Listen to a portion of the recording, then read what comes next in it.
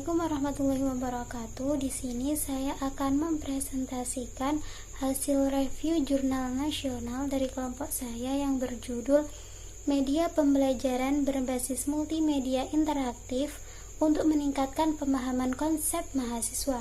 Ditulis oleh Inung Dia Kurniawati dan Segreningsih Nita dan dipublikasikan oleh Journal of Computer and Information Technology tahun 2018.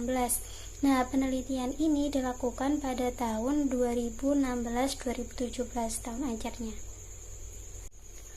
Oke, kita ke pokok pembahasan. Nah, penelitian yang dilakukan oleh Inung Dia Kurniawati dan Segreningsih Nita ini dimaksudkan untuk memberikan inovasi pembelajaran pada mata kuliah fisika sehingga mahasiswa memiliki motivasi yang tinggi terhadap mata kuliah fisikanya. Nah, walaupun selama ini pembelajaran mata kuliah fisika sudah memanfaatkan teknologi, tetapi pemanfaatan ini belumlah optimal. Untuk itu, diperlukan suatu pengembangan media pembelajaran berbasis interaktif ini dengan memanfaatkan Android dalam proses pembelajarannya.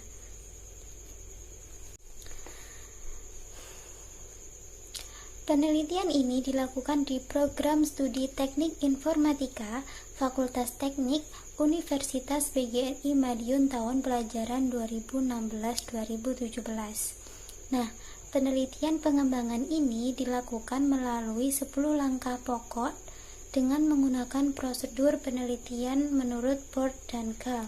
Tetapi dalam penelitian ini, langkah tersebut disederhanakan menjadi 5. Pertama, mengumpulkan informasi dan penelitian. Kedua, perencanaan. Ketiga, pengembangan bentuk awal produk. Keempat, uji lapangan awal. Kelima, revisi produk utama. Data yang diperoleh dalam penelitian ini adalah data kuantitatif dan data kualitatif. Data kuantitatif berupa nilai rata-rata dari angket. Nah, angket tersebut kemudian dianalisis rata-ratanya sehingga dapat disimpulkan tingkat kelayakan media pembelajaran yang dikembangkan.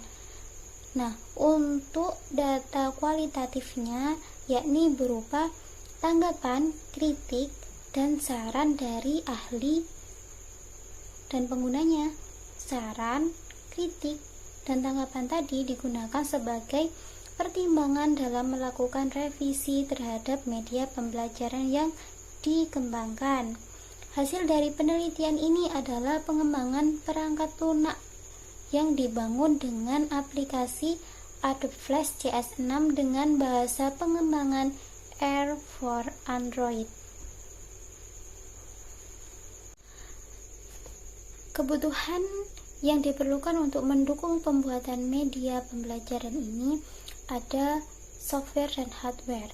Untuk hardware-nya kita butuh prosesor AMD quad-core 1,50 GHz, random access memory atau RAM 2 GB, keyboard, mouse, dan juga hard disk sebesar 500 GB.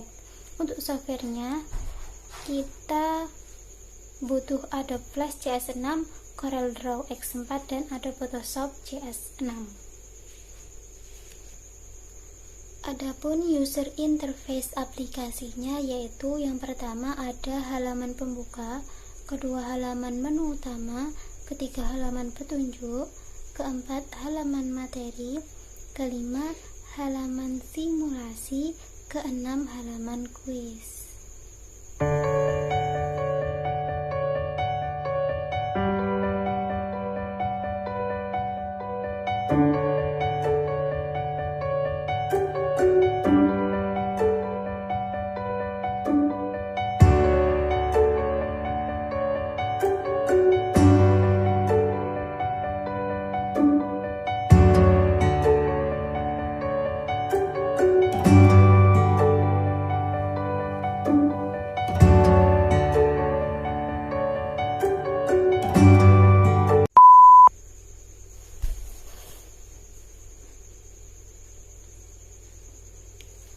Validasi produk media pembelajaran ini dilakukan oleh 1 orang ahli materi dan 3 orang ahli media.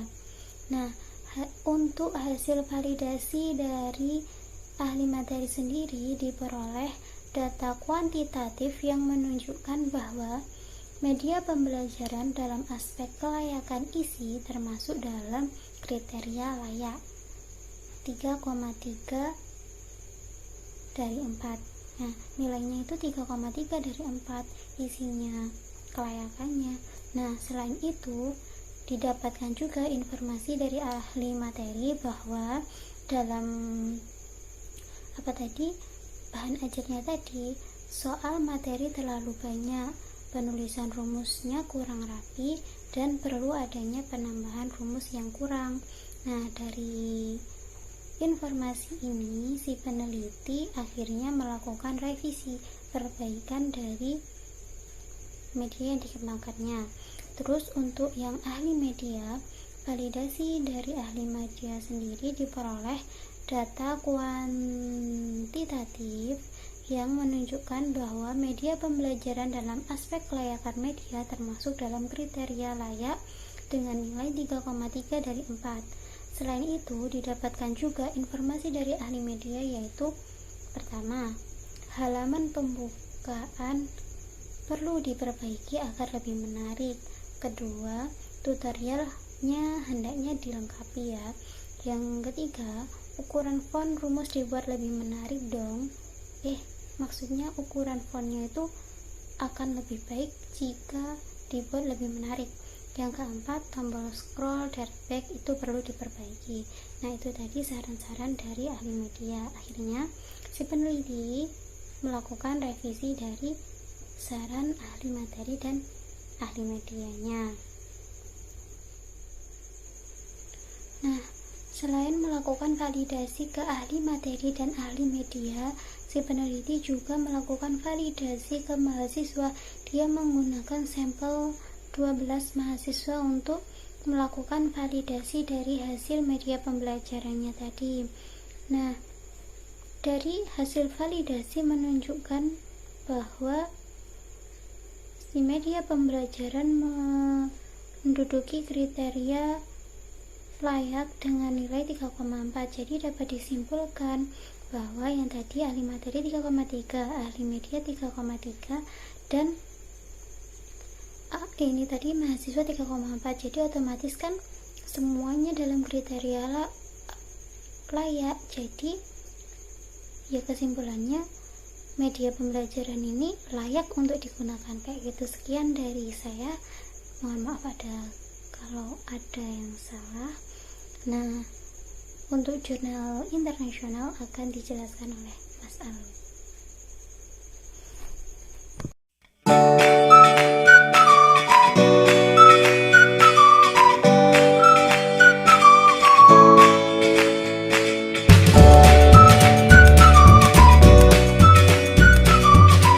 Terima kasih untuk video bagian kedua, yaitu review jurnal internasional. Kelompok kami mengambil judul pengembangan pembelajaran fisika berbasis multimedia perangkat untuk memperkuat karakter siswa, yang ditulis oleh Isa Akhlis dan Nila Prasetya Aryani, dipublikasikan oleh UNES Science Education Journal pada tahun 2018. Penelitian ini berlatar belakang pendidikan karakter di sekolah. Pendidikan karakter di sekolah merupakan suatu bentuk tindakan manusia yang di dalamnya terdapat suatu tindakan yang mendidik untuk generasi selanjutnya. Adapun maksud dari penelitian ini untuk memperoleh gambaran awal tentang siswa dan lingkungannya, metode pembelajaran, materi pembelajaran fisika, guna untuk memperoleh gambaran awal alat bantu pembelajaran fisika, yaitu berbasis web multimedia untuk memperkuat karakter siswa. Untuk selanjutnya yaitu pengambilan sampel. Penelitian ini mengambil sampel dari siswa kelas 10 Madrasah Aliyah Ma'ahid Kudus pada tahun akademik 2016-2017. Untuk metode penelitian ini mengadopsi model 4D diusulkan oleh Tiaga Rachel, yaitu yang pertama define, pendefinisian. Tahap ini bertujuan untuk menetapkan dan mendefinisikan syarat-syarat pembelajaran. Yang kedua yaitu desain, perancangan. Tahap ini bertujuan untuk merancang perangkat pembelajaran. Yang ketiga yaitu develop, pengembangan. Tahap ini bertujuan untuk menghasilkan produk pengembangan yang melalui dua langkah, yaitu penilaian ahli dan uji coba pengembangan. Yang terakhir dissemination, penyebaran, suatu tahap akhir pengembangan. Tujuannya untuk mempromosikan produk pengembangan agar bisa diterima oleh semua pengguna. Selanjutnya yaitu metode pengumpulan data.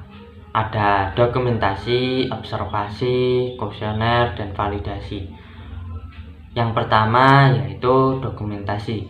Tujuannya untuk mengumpulkan data sebelumnya dari materi fisika sekolah menengah. Yang kedua yaitu observasi.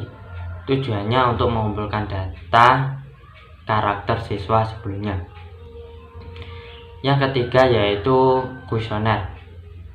Tujuannya untuk mendapatkan data, metode pembelajaran, bahan ajar, dan media pembelajaran dalam yang diadopsi selama proses pembelajaran. Yang terakhir yaitu validasi.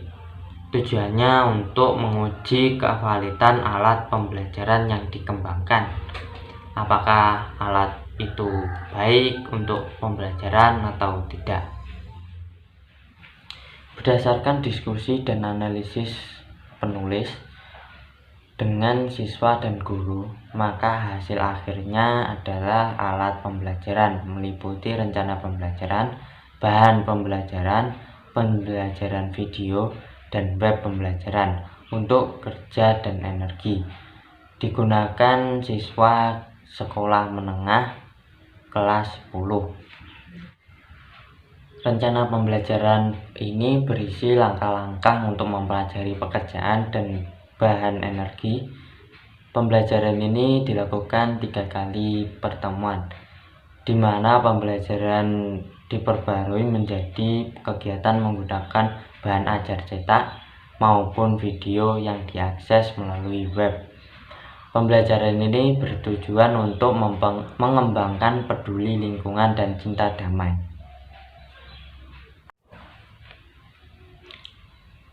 Selanjutnya yaitu hasil validasi pembelajaran alat yang dihasilkan dalam penelitian ini. Dikategorikan baik dan berlaku dalam proses pembelajaran.